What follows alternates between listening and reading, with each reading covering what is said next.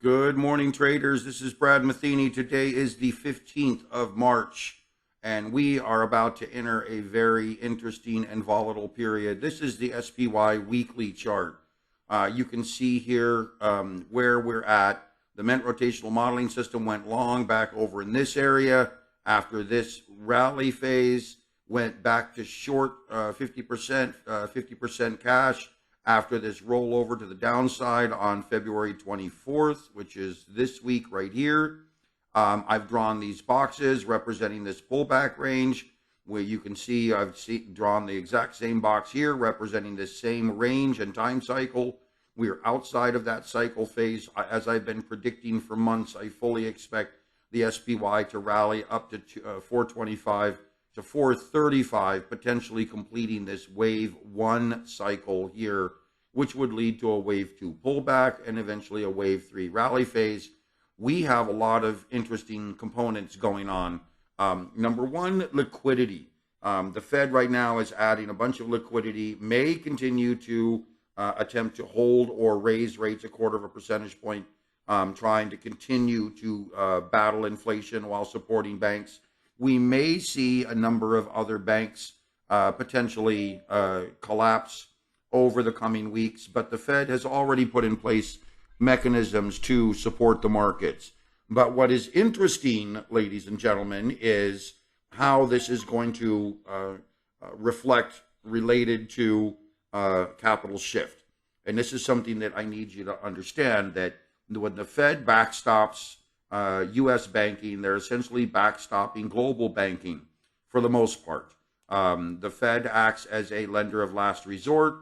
When the Fed acts as a process for supporting the global banking market and unwinding untenable risk factors, this provides the ability for capital to move away from extended global risks into something that they foresee as relatively safe. That could be U.S. bonds, that could be U.S. dollar-based assets, that could be a number of components of the market. But it prevents or provides global investors a bit of a backstop, and that capital will move into safety. Now, what we have here is a very complicated scenario where assets need to fall. They need to devalue in order to provide opportunity for future growth. The rates, the way interest rates are right now, this unwinding process that I've been talking to you about now for months. Again, how companies, governments, individuals, you name it, have been suckered into this low interest rate cycle, to the extent that they may have borrowed hundreds of millions or hundreds of billions of dollars at a very low interest rate, and now those debts are coming due, and there is either three options. Number one, sell the debt or pay back the debt and renew the debt at a higher interest rate. Offload the debt to someone, which is what happened with Silicon Valley Bank. The debt became, or the assets became undervalued. They had billions of dollars in 1.5% interest rates, which became undervalued. They couldn't offload those to offset credit risks, so they became trapped. You can't sell something you spent $1 for 70 cents or 60 cents or 40 cents and expect that capital to be supportive of your long-term goal. So what happens is, this is what I call the Predator Fed carry trade. By raising rates very aggressively, we've now created this dichotomy in the market where current rates and current debt issues are going to have to be transitioned through to mitigate the risks of the debt that was accrued over the last 2 years, say prior to 2022, when the Fed started raising interest rates. That's only about 14, 15 months ago. But the real pressure is on right now. The Fed will more than likely have to guarantee some sort of capital flow through either short-term loans or taking equity in some of these values, or rolling some of these values or a portion of these values into longer term bonds, allowing these banks, for example, like Silicon Valley Bank, to maybe offload a portion of their long-term holdings for cash, some sort of a cash settlement amount that's related to the long-term payment outcome, to provide support for the banks and or provide some sort of a short-term liquidity means to support these banks. But we have a lot of volatility taking place here. Now, what is key is to understanding this structure. So I'm going to try to draw it for you so that you understand where we're at and where we need to watch these lows. So theoretically, all of this is wave one. So understand that all of this potentially is wave one. Somewhere up here, wave one will likely end. Yet, we have a complex structure here, which is very difficult for many to understand. Wave A of this move is actually here. Wave B comes to here. This becomes A, this becomes B, this becomes C, this becomes D, and now this will become E, okay? And that is the real concept of the price structure that is taking place in the markets. Reason being, and I need you to understand this, is that we could see the SPY move all the way down to these lows, and I will try to change that to a bright yellow or a bright red. Let's try to make it a bright red and get rid of the arrow shape at the end. Or we could see the SPY move down to this wave one low across here without any real concern for the depth of this move. Remember, an Elliott wave structure, when you actually take a look at an Elliott wave structure here, let me try to do this for you. An Elliott wave structure really is, and I'll try to draw it, is when you think of an A, B, C, D move. So you have an A, B, C, D, E move upward, okay? And these moves are typically, this is what you see in an example of Elliott wave. Now, typically A has to be the shortest wave, okay? C and E cannot be the shortest wave. They have to be longer than A by definition. So understand that this might be drawn improperly. Let me try it again. So we'll do A, B, C, D, E. Okay, this is a little more exact. A cannot be the shortest wave. C must be longer than A. The pullback should be between, theoretically, 0.25 and 0.618 of wave one. Can be as much as 0.97. So meaning that we could see a pullback all the way down to the previous bottoms down in this area, which would give us essentially a double bottoming formation related to the wave B pullback. Wave C should be above this pullback level here. And then E will eventually peak out up to the upside. Now, this is a perfect 5-wave structure. There's nothing saying that we couldn't see a 3-wave structure, seeing an A, B, C, ending the structure, pulling back to an A, B, C potential structure, or a D, and then an E, back down lower. So where we're at right now is in this mode, right here. We're in this, let me draw right here. We're in this pullback mode right here. And where we're going to go from here is going to be very interesting, because we could see a fairly strong rotation to the upside, leading to a wave 5 rally, which targets my area right up here, 425, 435. But we could also see an extended decline. We could see this decline move all the way down to potentially into this B area. Now, if we were to take a look at this, now remember, I'm talking hypotheticals with all of you right now. So hypothetically, if we take a look at a Fibonacci retracement, make sure I get the Fibonacci retracement, yep, from this A level, well, let's go from this B level up to the peak area here. We are already at a 764 pullback, and the 97 pullback would be all the way down here.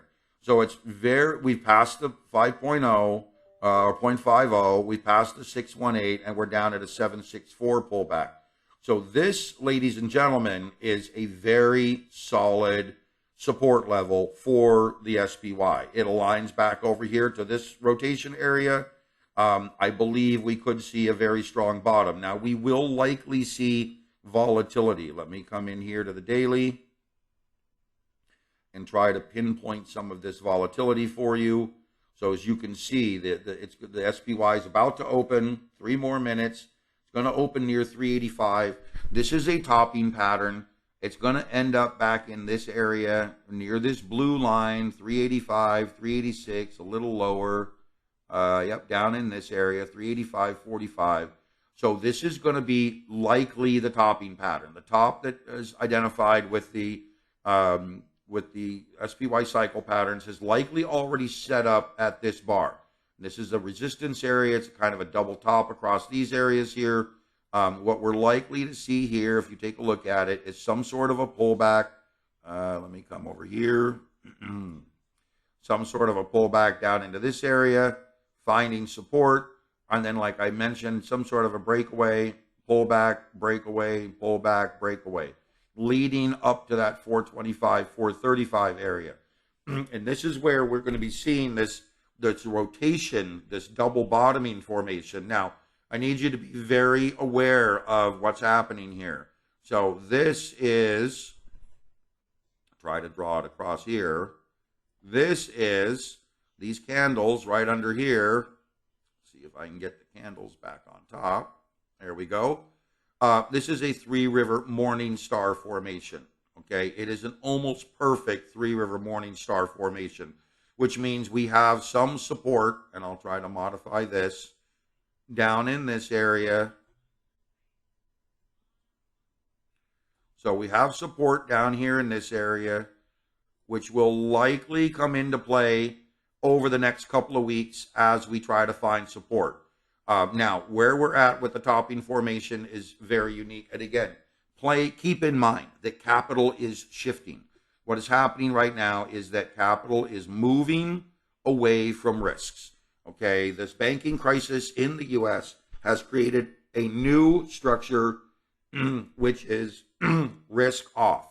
Risk off is moving away from global market risk, moving towards safety. And as long as the Fed is going to continue to move in here and try to backstop the U.S. banking system, you need to basically prepare for 7 to 10 days of extreme volatility, excuse me, as the markets attempt to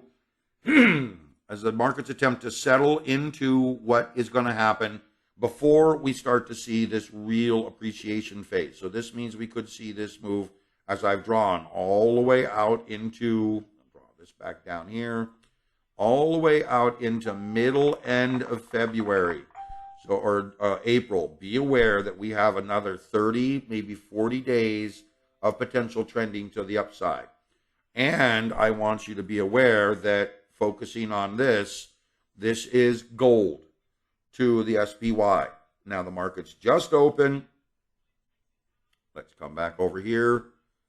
Spread this out a little bit. Be aware that gold is likely to move to an extended higher price level. This is daily. This is weekly. What's happening here is, my opinion, once this ratio gold to SPY gets above this 0.46, 0.48 area, gold is going to be off to the races. And as I've been mentioning to you, this is very similar to 2003, 2004, 2005. The Fed had raised rates. Traders were aware of risk factors. Even though the Fed was backstopping everything still in that time frame, gold began a very aggressive move to the upside. Come back over here. Come back to a gold chart. Here is gold, 1934. It is climbing excessively. Let's spread this back out. This is a daily chart. Let's go to weekly.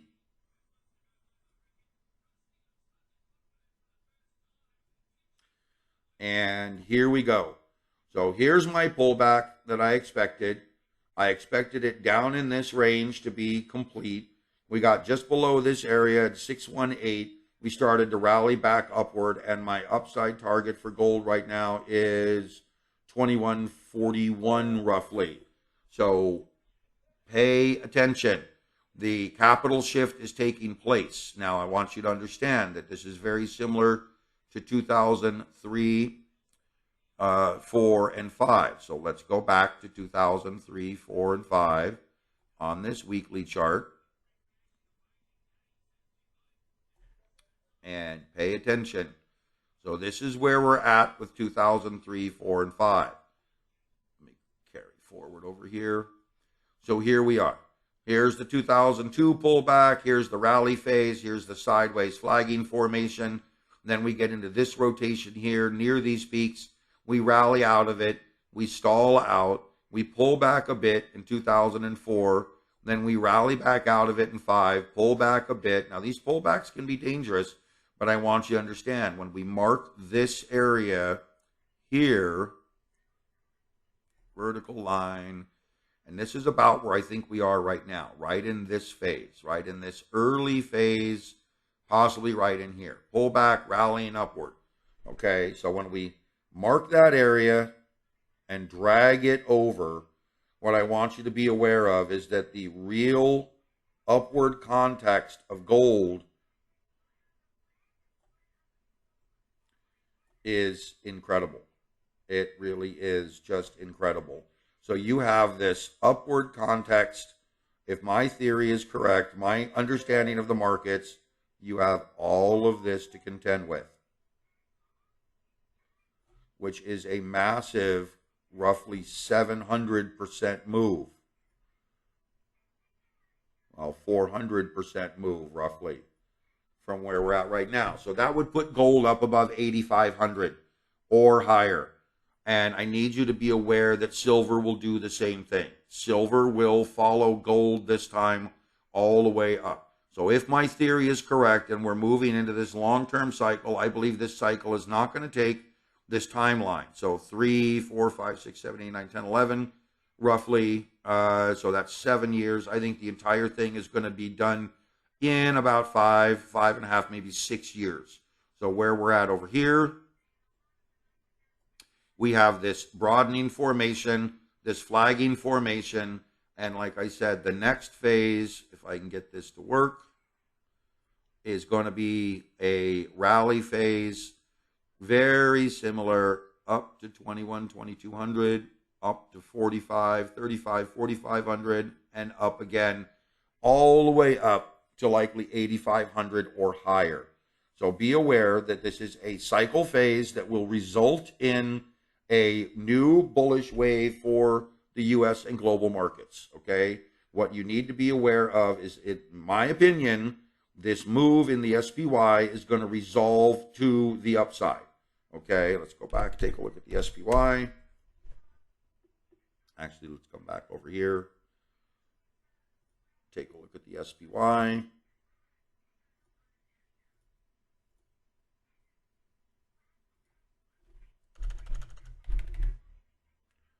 Oops. This is my Fibonacci modeling system. So it's very handy to identify real price structure. Remember, everything I teach you, or not everything, part of what I teach you is to try to understand Fibonacci price theory. Fibonacci price theory is something that was taught to me back in 2002, 2003, and I use it internally in all of my drawing. I've studied it enough that pretty much everything I do is related to Fibonacci price theory. So you can see this very strong support level back here on the SPY, this blue level here that I've drawn. See if I can edit it real quick.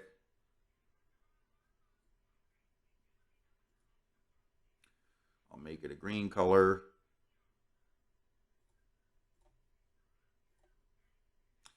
this support level is going to play out as long-term support for the markets. Even we could get deeper, but this support level plays a very important role between wave one, which remember ended right here, and where we're at intermediate wave C here. This is A, B, C, D, E. Now, it could play out that we are in a wave one of C with an A, B, C correction leading to wave two of C. This would be wave two. This would be wave three. And hypothetically, wave three looks like it wants to rally up into this 433 area. So again, pay attention to these target ranges. So somewhere up into this area. Then we could see a wave D followed by a wave E. Now this could be my June, July bottom that I'm predicting, and this could be the end of year rally taking place near October, August, September, October, November. But right now we need to be very aware that capital is going to rally away from risk, likely into U.S. markets. And that's what I want you to be aware of. The volatility that's taking place in the markets right now will lead to, in my opinion, a capital shift of foreign capital and U.S. capital into safety backstop by the Fed through this banking crisis. We may see one or two more banks, maybe a few more, enter into some sort of a crisis mode, but the end all result is that as long as the Fed is going to attempt to backstop these banks and backstop the economy, which I believe they will do, we will likely see a capital shift resulting in a rally phase up into mid-end of April, targeting 410, 420, maybe 430, 435 or higher.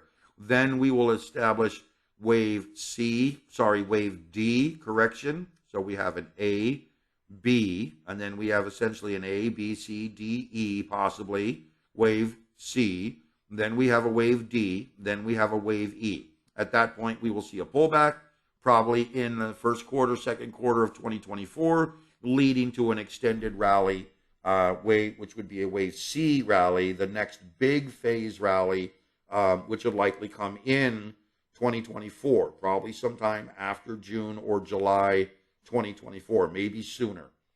Pay attention, folks. This is going to get very interesting with a lot of volatility. Okay, hope you guys are following along. Now, regarding my cycle patterns, be aware that they are basically predicting 3 weeks of establishing resistance, pulling away from resistance, and then breaking through resistance to the upside. So every week going forward for the next 3 weeks looks like the market is basically going to be doing this. Come in here and try to draw it. It's going to be moving up to some resistance. Ignore the price level on this chart. Stalling, pulling away from it, breaking through it, rallying, finding some resistance, pulling away from it, and then going higher. So understand that this is the setup that is taking place almost every week.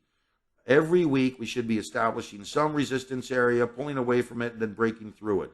Then next week, establishing a resistance area, pulling away from it, and then breaking through it. Then next week, establishing a resistance area, pulling away from it, and then breaking through it. This is going to be a fairly strong upward move, targeting 425, 435, in my opinion, by mid-end of April. Okay, guys, pay attention.